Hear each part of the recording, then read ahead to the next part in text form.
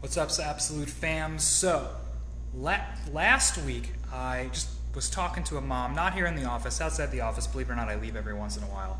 And we were just having a conversation. I saw her daughter, and I started to say hello to her daughter and engage because I just love kids and it's awesome. And her daughter got really, really, really shy and kind of like cowered behind her mom.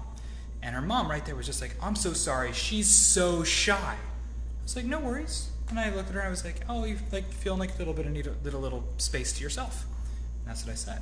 And her mom just kind of heard me say that and looked at me and she goes, I've kind of had a realization recently. And I'm like, I'm not wearing in my Absolute Chiropractic shirt. Like, she doesn't know me from Adam.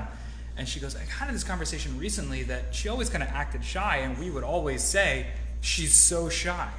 And now whenever she doesn't want to do something, her response is, but Mom, I'm shy. And I think maybe we made her shy. And that was just like, to me, I just like, it was a course of 30 seconds. And I just was like, wow, it's a really big revelation. That's, gosh, such a good understanding for you, Mom.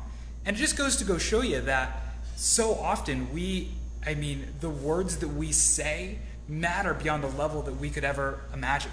We might say, you're so shy. We might say, you're not a good listener. We might say,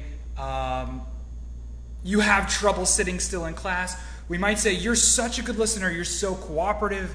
You're so smart. You're so good at sharing. We might say all of these things. And for a child who's beginning to understand their identity, beginning to become who they are, the words that we say, the labels that we place on them matter.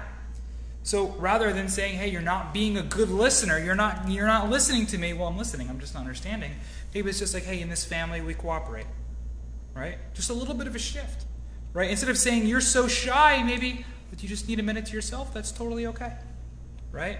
And maybe instead of saying, Johnny, I don't know why you're being such a bad kid. Johnny, I understand that you're frustrated right now and you're having a hard time controlling yourself. Why don't we try this instead? Right? These are all just little tools, ways to flip the script. It's one of the reasons that in our office, whenever we work with kids, we never talk about deficits or challenges or put any labels on them in front of them whatsoever.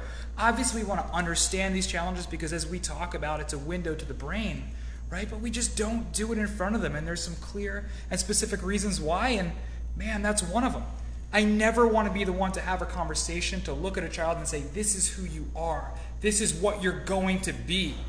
The entirety of the conversation that we have is, what amazing person are you going to become, to grow, to develop like a flower into? And that's the mindset, that's the shift that we want to have, and I hope that helps you this week.